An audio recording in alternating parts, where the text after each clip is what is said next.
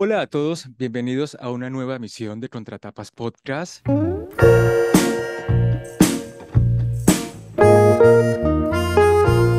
Mi nombre es Yamit Zuluaga y como en todas las oportunidades me acompaña. Florencia Puddington, hola Jam, ¿cómo estás? Hola Flor, ¿cómo estás tú? ¿Cómo va la Bien. lectura? Va muy bien. Se ve que a fin de año tomó envión, así que estoy terminando uno y arrancando el otro. No, Estás no a paro. tope, sí, sí, aparte, a mí me ha pasado mucho que me ha tocado como presentar libros así y leerlos, y leer otros por trabajo y bueno, se acumulan las lecturas y termino leyendo un libro en 2 días o en 3 días y un poco se hace apresurada, ¿no? Como se aplaza un poco el placer de atravesar libros, cosa que no pasa en este episodio. Hoy arrancamos el ciclo sobre literatura japonesa, que la verdad también es o sea, decir literatura japonesa también es muy ambiguo, ¿no? Es una categoría, la verdad, súper ambigua, pero nuestra idea era conocer un poco de autores japoneses que hoy están siendo muy traducidos, muy populares, por lo menos acá en Latinoamérica.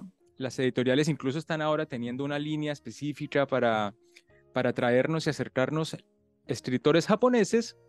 Y es por eso por lo que arrancamos hoy con unos invitados súper especiales. Ellos son Daisy Morales y Ricardo Pavés. Son de Chile, que tienen una librería que se llama Libraria. Y bueno, que nos propusieron este libro que se llama La fórmula preferida del profesor, de la escritora Yoko Ogawa. Así que Ricardo y Daisy, en principio, muchísimas gracias por coparse para participar en el podcast. Y quisiera empezar preguntándoles cómo es que se conocen y cómo terminan haciendo una librería que se especializa un poco en literatura no solo oriental, sino de terror. Y bienvenidos a Contratapas Podcast. Muchísimas gracias. Muchas gracias, un gusto. Bueno, como nos conocimos, Nos eh, conocimos en una librería, trabajando. Ah, de hecho ambos trabajamos por varios años en librería y claro, coincidimos en una cadena de librería de acá de Chile. Bueno, y de ahí nos fuimos conociendo y compartiendo sobre muchas cosas y bueno, eventualmente, claro, nos hicimos pareja y compartíamos los mismos gustos literarios también en ese sentido. Siempre conversamos mucho de cómo hacía falta acá que se le diera el espacio que correspondía a la literatura oriental y a la literatura de terror. Libraria, ¿cómo nació? O sea, ¿cómo fue que llegaron pues a montar una librería, que es el sueño, yo creo, de toda la gente que trabaja en este rubro, ¿no? Tener como su espacio ahí para vender libros. ¿Cómo fue que decidieron? ¿Cuánto tiempo se tardaron? ¿No? ¿Cuáles fueron un poco las dificultades para que Flores Tuche de pronto se anima en unos años a tener su propia librería? ¿Cómo fue todo ese proceso, no? Fue bastante improvisado de alguna manera. Teníamos como la idea de hacer algo literario, pero nuestra primera idea había sido hacer cajitas. Queríamos hacer cajitas temáticas, cajitas literarias, pero de ahí se nos cruzó un viaje a Argentina. Fue por primera vez que fuimos a Argentina, fuimos a Buenos Aires. Y allá vimos una librería muy pequeñita que estaba cerca del Ateneo, que se llama Guadalquivir. Ajá, sí, sí. Y nos enamoramos de esa librería. Y volvieron con la idea Fue, de montar.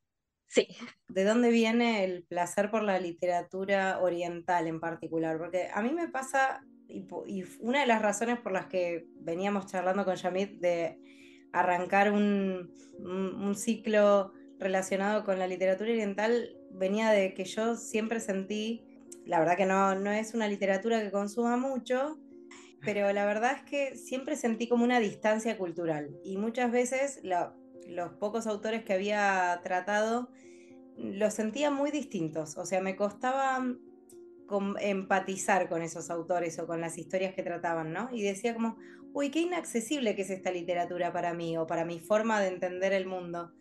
Bueno, ahora es como que es cierto que hay como no sé, un boom de libros. Acá vas a las librerías y en las mesas de las novedades hay fácil 5 o 6 autores japoneses o orientales, porque no estoy segura de que sean Harto. necesarios. Sí. Bueno, creo que aquí Desi y yo podemos tener como experiencias como bien distintas. Personalmente, y quizás como muchas otras personas acá en Chile, me acerqué a lo japonés a través del anime, derechamente, de lo que uno veía cuando era pequeño. Y claro, uno poco a poco, más allá de eso, igual me fue interesando mucho la cultura japonesa como tal y toda su historia, al fin y al cabo, porque si bien el anime es una rama bien importante de lo que es como la literatura japonesa en sí, habla mucho de su cultura, de su historia y a través de eso mismo es una puerta de entrada para aprender sobre muchas otras cosas, sobre todo lo que es el lejano oriente. No solamente sobre Japón, sino que también las relaciones con Corea, con China y todos los otros países de ese sector. Ay, qué Personalmente, lindo. esa fue, para mí fue como mi entrada a la puerta, a la literatura oriental, claro. ¿Y tú, Daisy, ya leías antes de la librería o un poco cómo llegaste a literatura oriental? Yo leía mucho, bueno, siempre he leído mucho, pero mi acercamiento a la literatura oriental fue a través de Ricardo. De Ah, hecho, él fue mi primer libro sobre literatura oriental japonesa, me lo regaló él. Como era un tema que a él le interesaba, me empezó a mostrar cosas respecto a eso. Y claro, yo empecé a leer y cada vez empecé a leer más al respecto de eso. Encuentro que la literatura japonesa es muy bonita. Siento que habla mucho sobre la vida. A veces no tienen tramas muy elaboradas o como clímax, pero la narrativa que tiene la siento muy cercana. Y eso me encantó. sí, también tiene como una vertiente muy universal, ¿no? Me pareció, yo también leí el libro y decía, pero ¿será que uno está ya como condicionado sabiendo que es Japón y uno está preparado como para encontrar lo que uno conoce de Japón en la literatura o uno podría leerlo sin ese precepto y igual disfrutarlo? Porque empezaremos a hablar un poco del libro porque siempre nos pasa que terminamos dejando de último libro en un podcast literario. La fórmula preferida del profesor es una historia muy sencilla que escribe Yoko Ogawa, que se publica en el 2003 y te cuenta la historia de una asistenta, ¿no? Que es como una especie como de mujer que está como acompañando a este profesor de matemáticas que vive en una casita detrás de una gran casa en donde vive su cuñada, que es viuda, o sea, la hermana de su hermano mayor que ha fallecido. Y ella entra a esa casa y encuentra a este profesor que tiene esta condición de solamente tener una memoria que dura 80 minutos. Entonces ahí se empieza a crear como ese vínculo no amoroso, pero también laboral, que termina completando su hijo de 10 años, que se apoda, bueno, que el profesor lo apoda Rod, como si fuera raíz cuadrada, porque tiene la cabeza plana. Y tenemos como esta base que es bastante simple, ¿no? En el sentido de la estructura literaria, ¿no? No cuenta con mucho más personajes, o sea, sí, pero son muy aledaños, muy poco. Y es como este micromundo o esta familia medio ensamblada que generan el profesor, ella y el hijo, ¿no? Exactamente, sí. Y a mí lo que más me gustaba en principio era como esa forma de contar la virtud, ¿no? El personaje realmente es muy sencillo y uno ya después de leer un poco otros libros, uno encuentra que llegar a esa sencillez narrativa es de una dificultad impresionante, ¿no? Porque no es que qué fácil escribe, es que para llegar a esa facilidad hay un montón de artilugio, un montón de talento, y no sé si ustedes también tienen como esa percepción o si también en otros libros japoneses o en otros autores hay cierta cosa de esta cuestión de esa literatura que parece liviana pero no termina siéndolo. Sí, sí, de hecho, bueno, también y conectando un poquito con lo que decía Daisy, de que, claro, como que en esta obra, la fórmula preferida del profesor, se habla como, claro, como de la vida misma, y eso es lo que la hace como tan universal, en ese sentido.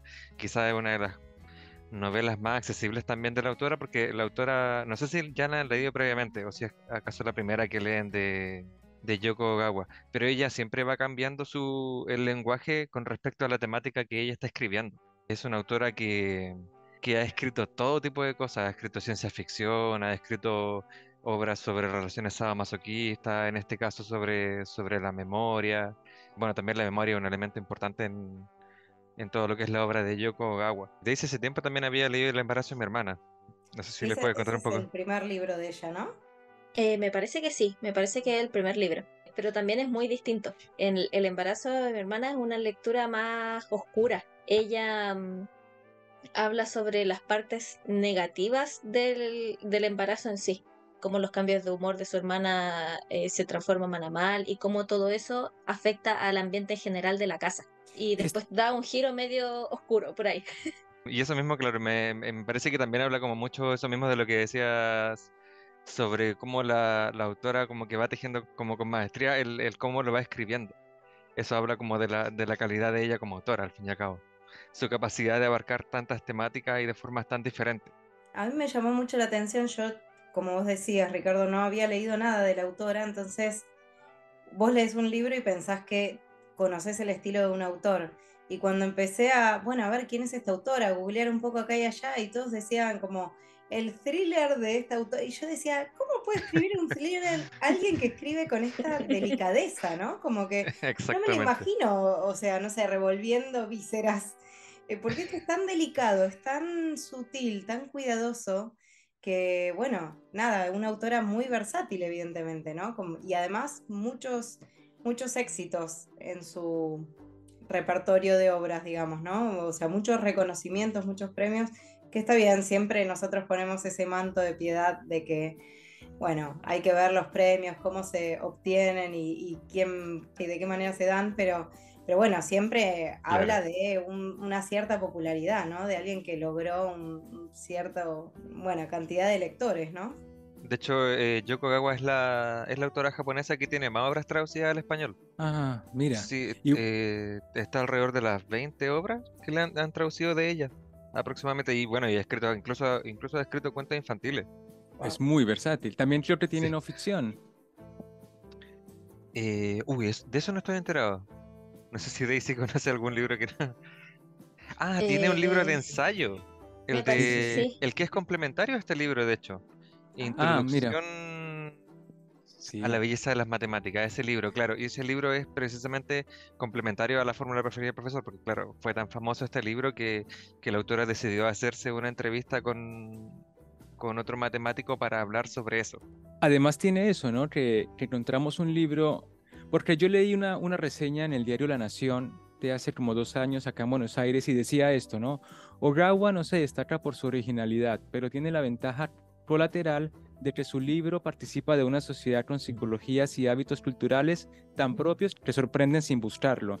Ya me parece que hablar de matemáticas y incluirlo en una obra de ficción, en una historia de personajes que son como el vecino de al lado, tiene muchísimo logro en cuanto a la calidad narrativa, porque cuando habla de matemáticas, balancea muy bien esa cosa de no ser aburrido, de encontrar en ese discurso matemático un montón de pasión, o sea, un montón de humanidad, y de ir como increciendo, ¿no? Me parece que eso tiene el personaje del asistente, que al Sí, principio se ubica como en esa cosa de que no le gustan las matemáticas, y a medida que vamos avanzando en el libro, no solamente empieza a amarlas por el profesor que le va enseñando, sino que las explicaciones matemáticas se van complejizando.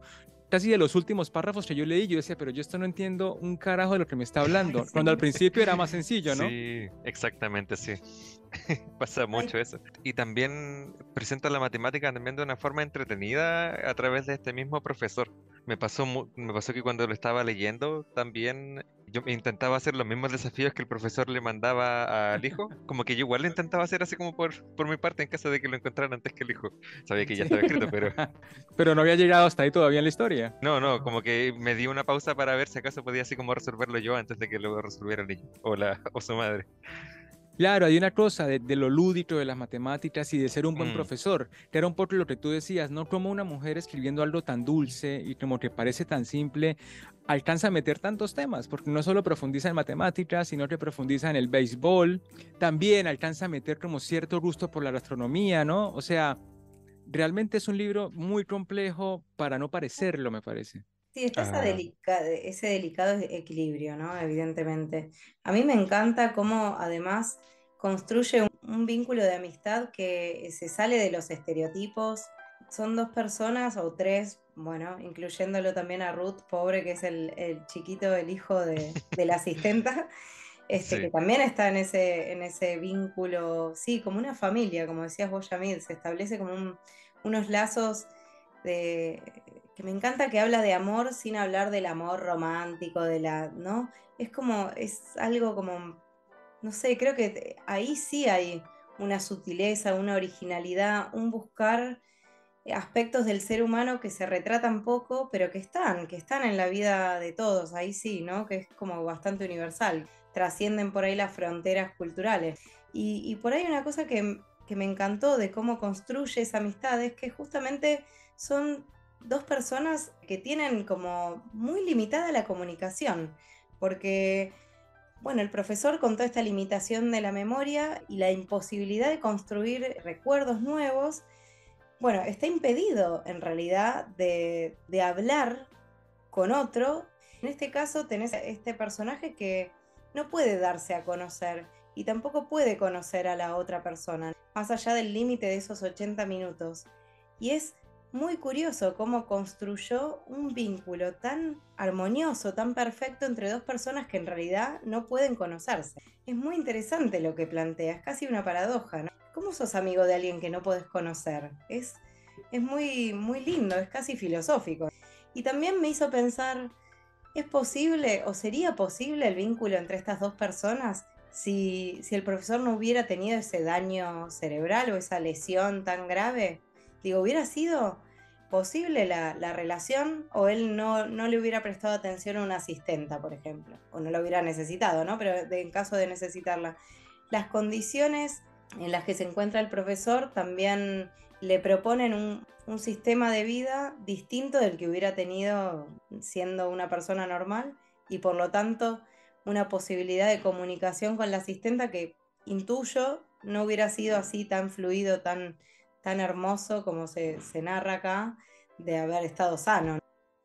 Claro, al fin y al cabo igual el profesor por un lado tiene una visión limitada de lo que es el mundo en sí. Claro, el profesor tiene un sistema muy diferente de cómo funcionan las cosas. Al fin y al cabo, él está atrapado en un momento, quedó atrapado en ese momento de su vida. También se refleja mucho de cuando a él lo sacan de ese momento, se paraliza, porque se da cuenta de todas las cosas que pasaron entre medio. Y eso también es un poquito como estremecedor en ese sentido, porque claro, ese choque que tiene con la realidad misma, porque se da cuenta de que la realidad ya le es ajena. Sí, y además todos los intentos de la narradora de llevar como la amistad a un lugar distinto, a un lugar como subir un escalón, terminan mal, ¿no? Porque todos esos intentos de trasladar el mundo del profesor a su mundo o al mundo real, si se quiere, ¿no? Ahí es cuando aparecen los problemas. Bueno, en el vínculo entre ellos, bueno, eso, nada, todo el desarrollo de la novela, ¿no? Ninguno Exactamente. termina bien, o sea, cuando festejan el cumpleaños tampoco, cuando van a ver un juego tampoco, digamos, todos son problemáticos esos encuentros. Sí, es una novela de interiores, ¿no? Me parece. Hay una película, me parece, hay un cómic, se podría hacer una obra de teatro, ¿no? No saliendo de la casa del profesor. Y eso también me parece un logro, que solamente son tres personajes y por ahí entra la viuda y luego no hay otra posibilidad de interacción. Bueno, este jugador famoso, ¿no? Al que veneran, que no es un personaje como tal, pero siempre está rondando. Y yo les quería preguntar, por ejemplo, porque bueno, tenemos también esta cuestión intergeneracional, ¿no? Es el profesor, que es el grande, ella, que es como la adulta, y Rod, que es el niño. Y también hay como, o sea, ¿qué personaje les parece el mejor y de qué forma? Porque me parece que hay como una universalidad, ¿no? No tiene nombre propio, porque ninguno de los tres es llamado por su nombre. Y el profesor puede ser un profesor en cualquier parte del mundo, ¿no? Un asistente es un asistente en cualquier parte del mundo. Hay como un carácter de apertura de la novela hacia casi cualquier tipo de sociedad, cualquier tipo de condición, y por eso haría una ronda así de personaje favorito. ¿Y por qué? Porque los tres luchan por el protagonismo de forma como amena, ¿no? No hay como la historia Claro. de ella o la historia. Entonces empezamos, yo creo que por Ricardo, ya que iba a decir su personaje favorito, y con qué se identifica más y qué rasgos lo hacen como más cercano. Diría que quizá el niño es mi favorito, que claro, Y de poco a poco, cuéntanos un poco de Ruth, ya que estás eligiendo el niño. hijo del asistente como tal. Y claro, él en un comienzo como que no entiende mucho de las matemáticas en sí y a través de esta relación que tiene el profesor va desarrollando una relación bastante más compleja con las matemáticas en sí, no solamente con el profesor, porque al fin y al cabo ambas cosas van ligadas para él. Lo que él siente por las matemáticas es lo que siente por el profesor. Entonces, en ese sentido también, porque al fin y al cabo se muestra en el libro de que quizás al niño no se le da muy bien la matemática en un comienzo y de que poquito a poco, a medida que va avanzando su relación, las va comprendiendo mejor. Y creo que eso es también súper, súper importante porque tiene que ver con la educación misma. Al fin y al cabo, muchas veces casi como que se dice que alguien no tiene la capacidad para algo, pero muchas veces se trata de cómo se le enseña a esa persona. Porque al fin y al cabo todo va en el entendimiento en sí. Y bueno, y un momento muy bonito que me pareció de Ruth fue cuando al final del libro sigue usando el guante a pesar de que le queda chico. Y eso para mí fue muy bonito. En realidad, eso sí fue muy emotivo, de cómo seguía apreciando ese pequeño gesto, ese pequeño gran gesto del profesor. Sí, a Guante que mí le regala al profesor por su cumpleaños, ¿no? Exactamente, sí. Iba a decir que me encanta cómo también esto de los números, la pasión el interés por los números, cómo va cambiando, o en realidad cómo significa cosas distintas para cada uno de los personajes, justamente. Como decía Ricardo recién, para Ruth es todo el descubrimiento, es también la posibilidad de un lazo con una figura paterna en cierta medida, ¿no? Porque es Claro. algo muy especial lo que se genera con el profesor, que es como una suerte de padre, o sea, lo cuida, O lo abuelo. quiere. Bueno, abuelo, sí, Mm. está bien, es una figura, sí, pa' abuelo.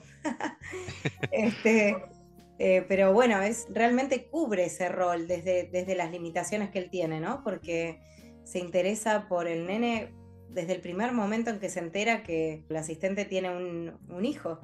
Y después siempre lo pone en primer lugar, ¿no? Y esto lo destaca también ella, la narradora, ¿no? Cuando nos cuenta cómo es el día a día con el profesor. Después, bueno, para el profesor es una pasión, ¿no? Los números él dice que nunca tuvo amigos, que sus amigos estaban en la cabeza y son precisamente los números, la matemática. Él habla de los números como la posibilidad de acceder a la verdad. Dice que no se puede explicar la belleza de los números, o es tan difícil hacerlo como explicar por qué una estrella es linda. Como todo el tiempo, cuando él habla de los números, habla como si fuera un arte, como la apreciación que uno puede tener de una pintura o de la literatura, para nosotros que somos más fan de la literatura que de los números. Pero es hermoso eso, porque eso es lo que más se transmite y creo que de esa manera logra encantar al asistente, a su hijo, seducirlos en el buen sentido, invitarlos a conocer ese mundo y lograr que ellos se interesen por él. No hay nada mejor que una persona apasionada hablando de eso que lo apasiona para interesar a todo el mundo. Es increíble lo que se puede lograr así. Entonces, Flor, ¿tu personaje favorito son los números entonces? Sí, para mí sí, Ah. no tengo ningún personaje favorito. Para mí es como que me encanta, porque lo que más fuerte para mí fue en este libro son los vínculos. Es como que yo, si tengo que destacar algo, esas formas de expresar amor que hay en todos los personajes, y eso es encantador. Sí, vamos con Daisy, ¿y su personaje favorito? Mi personaje favorito es el profesor. Encuentro que, bueno, este profesor donde se centra la historia, que es un profesor de matemática, que era muy estudioso de las matemáticas, encuentro que tiene mucha bondad dentro, que tiene mucha vocación, que para él no es simplemente resolver el problema, sino el camino que nos lleva a resolver ese problema. Él, a pesar de tener este problema que su memoria dura solamente 80 minutos, se resguarda en su rincón, se resguarda del mundo entero, en sus libros, en lo que puede entender. Hay una frase en el libro que me gusta mucho, que dice con respecto al profesor, cuando el profesor nos animaba a resolver alguna cuestión matemática, no era la solución correcta a lo que esperaba de nosotros. Lo que menos le gustaba era que, por cautela, nos quedáramos en silencio cuando no sabíamos qué contestar. Y si para encontrar la respuesta correcta no habíamos argumentado bien, entonces prefería una respuesta inexacta, incluso descabellada. Es muy lindo eso, ¿no? Es como transmitir la Sí, pasión que él siente. exactamente. Y hoy en día siento que faltan muchos docentes así, que se centren más en esas cosas, en enseñar, porque al final él, a través de la matemática, intenta comprender la vida. Sí, Y eso aparte lo la encuentro muy bonito. matemática está en todo, ¿no? O sea, él Claro. todo lo ve y cualquier número y ya hay como un montón de información al respecto. A mí lo que me gusta del profesor, ahora que lo mencionaba Daisy, es que yo cuando empecé a leer la novela lo sentí como el antagonista, ¿no? Porque el asistente se le advierte que ya han pasado 9 asistentes que no han podido con él, ¿no? Yo dije, bueno, a lo mejor es una novela en donde se transforma un personaje malvado, ¿no? Llega el asistente y ablanda su corazón y hay un montón de bondad descubierta, ¿no? Y lo transforma. Y me parece que no pasa, no se cumple ese precepto, ¿no? Ya el profesor le dura como la molestia un par de páginas hasta que ella lo entiende sus circunstancias, su enfermedad y aprende a manejar el ambiente para que lo hagan sentir cómodo. Pero creo que eso es parte también de lo oriental, pero ahí yo patino porque puede que no lo sea, ¿no? No sé ustedes cómo lo piensan. Y otra cosa que me parece japonesísima, pero es desde la ignorancia que lo estoy diciendo, absoluta, es esta cuestión del respeto por los mayores, ¿no? Un poco el asistente y su hijo tienen como este pacto secreto para nunca hacerlo sentir mal, para apreciarlo, para admirarlo, ¿no? Para hacerlo como sentir como súper, súper cómodo todo el tiempo. Y a mí esa relación y ese respeto y esa veneración por los mayores, por un sabio, me parece, lo encuentro muy oriental, pero de nuevo repito que esto puede ser lo más ignorante que haya dicho en mucho tiempo, ¿no? No sé ustedes cómo lo perciben. Sí, es muy oriental. La autora hace mucho uso de... Hay una corriente artística en Japón que puede que esté diciendo el nombre mal, pero era algo así como Yohatsu no Bin o algo así. No recuerdo el nombre exacto en este momento, pero esta corriente artística habla sobre la belleza del espacio en blanco. Y la autora precisamente utiliza mucho eso de cómo lo que no se dice es tan o más importante que lo que uno está viendo.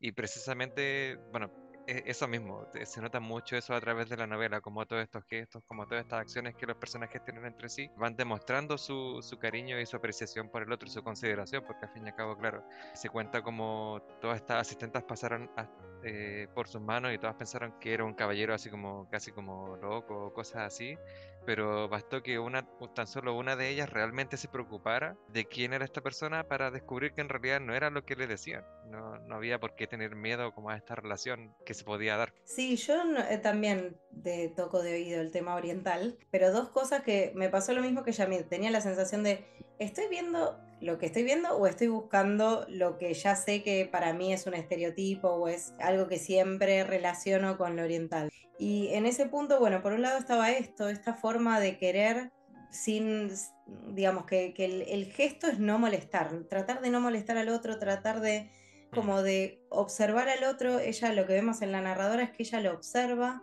con mucho cuidado, o sea, presta atención a qué come, qué no come, para entenderlo sin preguntar nada, porque hay ciertas cosas que podría preguntarle. Ella descubre que no le gusta la zanahoria porque siempre la deja a un costado, en fin, ese tipo de Sí, detalles, de esa cosa de ser cuidadoso. Los vínculos se dan más por ahí, por observar y tratar de ser cortés y no entrometerse demasiado en el otro. Hay como una cosa así de no molestar, no molestarlo, no hacerlo sentir mal, no hacerlo sentir incómodo, ¿no? Como que nosotros, me parece que, no sé, por lo menos de este lado de la cordillera somos como más, ¿y qué te pasa? ¿Y qué necesitas? ¿Y qué, no? Como una cosa más invasiva, una cosa más Y explosiva, y, violenta. y explosiva totalmente. Sí, porque todo es sutil, todo es cuidadoso, todo es muy... Por ejemplo, cuando Ruth se enoja con la mamá porque no, ella no le tuvo confianza al profesor de que lo iba a cuidar bien, ¿no? Es como todo tan de detalle, ¿no? Tan... mm, Sí, Yamil, ¿qué querés decir? Sí, yo ahí, Flor, tenía justo el párrafo seleccionado para leerlo porque algo que me sorprendió mucho es esa igualdad de los personajes, ¿no? O sea, la madre de Ruth, como le expresa a su hijo que se equivocó, para mí es como fascinante. Le dice ella a él, ¿no? En la casa. Lo siento, dije y bajé la cabeza sentándome delante de él. Sí, estaba equivocada. Fue vergonzoso no fiarme del profesor, aunque solo fuera un instante. Y te pido perdón, reflexionaré sobre ello.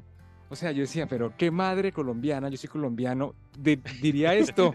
O sea, jamás en la vida esperaría que una... Al contrario, o sea, acá estaríamos a la defensiva, ¿no? Tratando de no aceptar. Y eso me pareció encantador, ¿no? Que los personajes tienen como un montón de humildad, un montón como de buena hazaña, como de buena crianza, y me sentí avergonzado porque yo no soy así. Yo voy al grito, ¿no? A la pelea, como al asunto, y resolver problemas de esta forma como lo plantea el libro, desde el amor, desde la suavidad. Me parece que es como una enseñanza así como ya humana, ¿no? Como que cualquiera puede encontrar en este libro un montón de aprendizaje, pero para el alma, qué sé yo.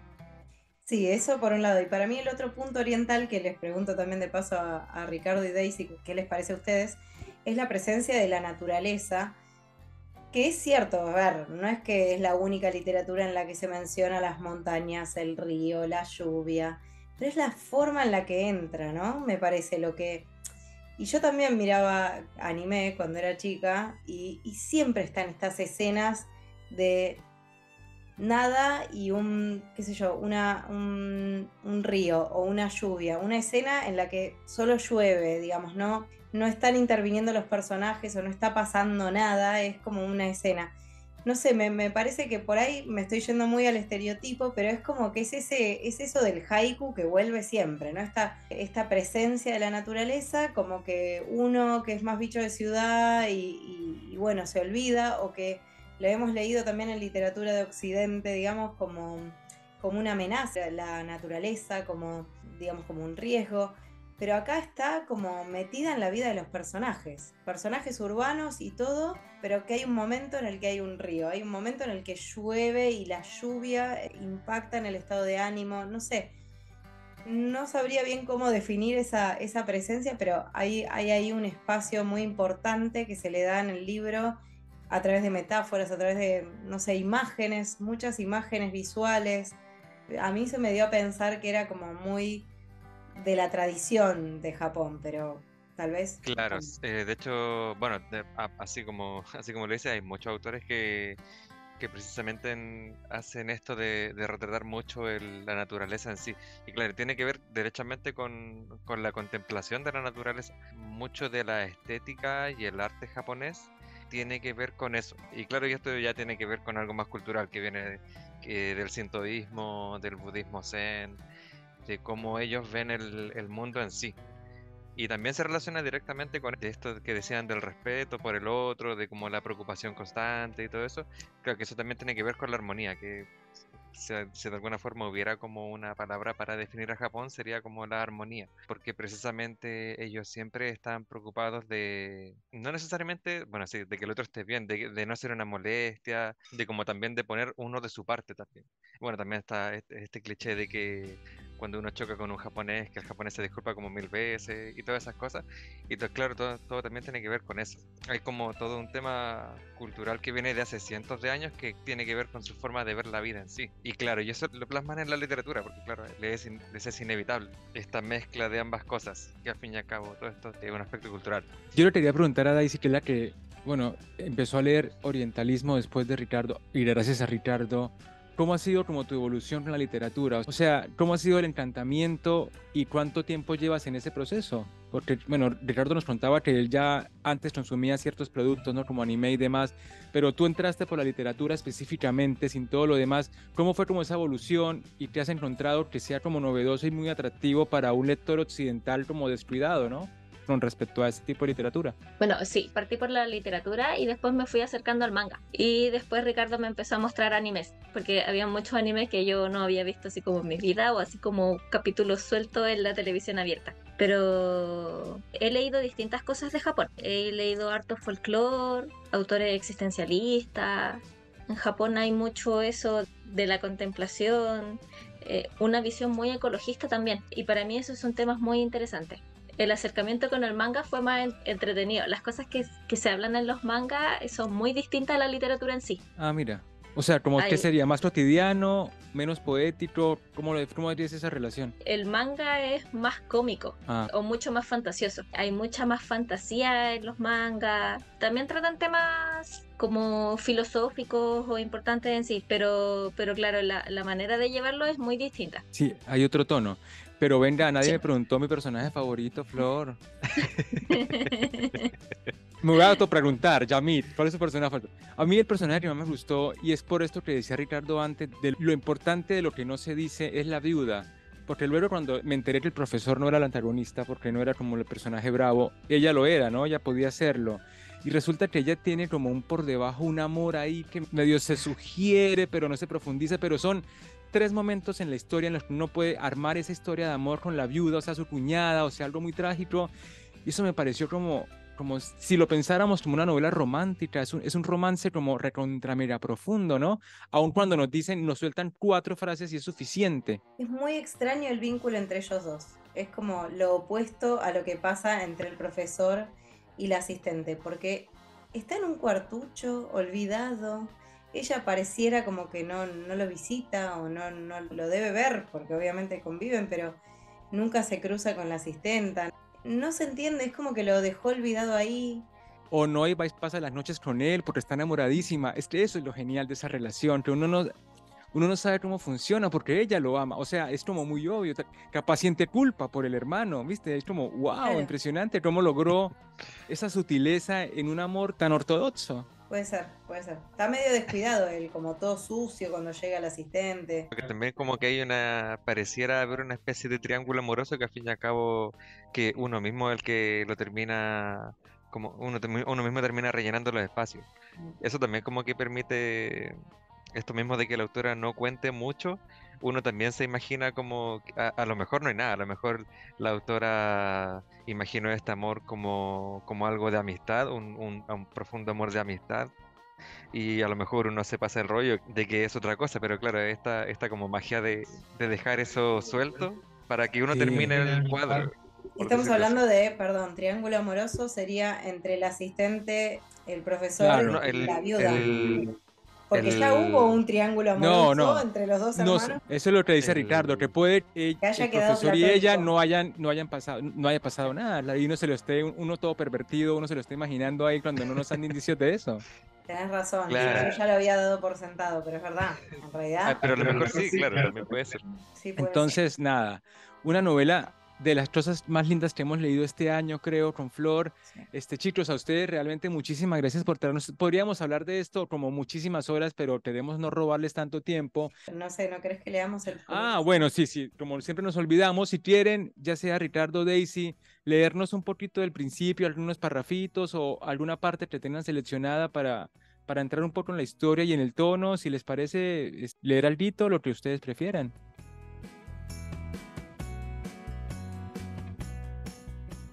Para mi hijo y para mí, él era simplemente el profesor. Este, por su parte, llamaba a mi hijo con el curioso apelativo de raíz cuadrada, porque tenía la parte superior de la cabeza tan chata y tan recta como el símbolo de esa operación. Muchacho, con esta tapadera no se te escapará la inteligencia que tienes debajo. Bromeaba, orgulloso, el profesor mientras le pasaba cariñosamente la mano por el pelo desgreñándoselo. Ante estas inocentes muestras de afecto, mi hijo se encogía de hombros mientras recordaba las burlas de sus compañeros de clase cuando se pitorreaban de la curiosa planicie que le remataba el cráneo. Por eso se había acostumbrado a cubrirse la cabeza siempre con una gorra de béisbol. Fijaos en esto, dijo un día el profesor mientras pasaba el dedo índice por una esquina de la superficie polvorienta de su escritorio. Aquí donde lo veis, este pequeño signo representa una operación matemática fundamental. Nos permite ordenar todos los números, incluidos los infinitos y los invisibles. ¿Podéis creerlo?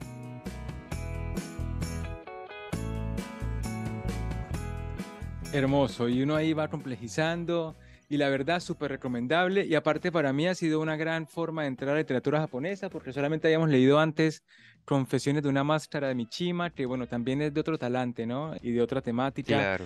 Puertas de entrada a la literatura japonesa, claro, hay muchas. Y esto también es una muy buena forma, claro, hay autores japoneses que son bien universales. Yoko Gawa, por supuesto, que es la que estamos hablando hoy en día. También Osamu Dazai, bueno, al menos en Chile es bastante famoso, no sé cómo será en Argentina. Pero de hecho, claro, esta serie de anime, Bungo Stray Dogs, no sé si la conocerán, que precisamente es una serie sobre escritores, sobre autores de la literatura japonesa. Y mucha gente joven se ha interesado en la literatura japonesa a través de ese anime en particular. Y en la figura de Osamu Dazai, que es uno de los protagonistas de la serie en sí. ¿Podés repetir el nombre de la Otro, serie? Bungo Stray Dogs. Bungou Stray y Dogs. Dogs. Y claro, y bueno, y en la serie, claro, aparecen los autores más importantes de la literatura japonesa en sí.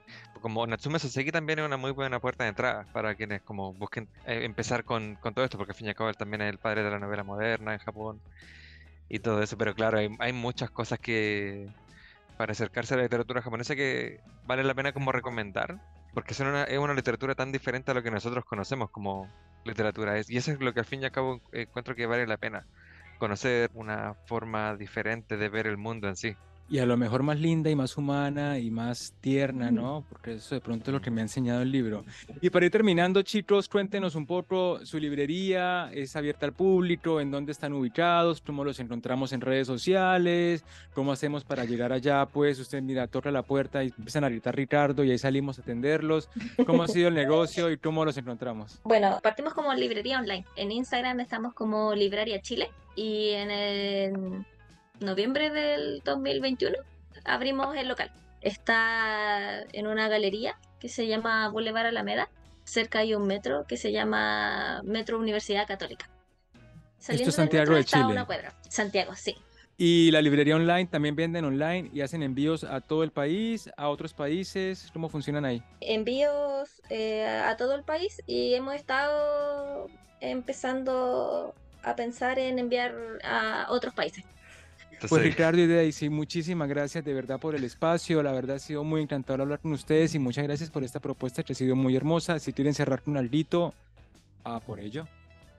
no, muchas gracias a ustedes. En realidad fue bastante inesperada esta invitación. Jamás habíamos participado de un podcast. No, eso, reiterar las gracias a ustedes. Fue bonito poder conversar sobre esto. Nos gusta mucho la literatura japonesa y siempre es bonito hablar sobre ella. Sí, Así es. sí, en realidad uno se pone a hablar sobre el libro y puede estar de hora, Sí. en realidad. Pues Pero así Mm. es. Y bueno, a Flor, muchísimas gracias por otro capítulo y ya nos faltan poquitos libros para terminar el año. Y ustedes ya saben, Contratapas Podcast en Facebook, en Spotify, en YouTube y en Instagram. Nos vemos en la próxima, Flor. Nos vemos ya. Chao, chao.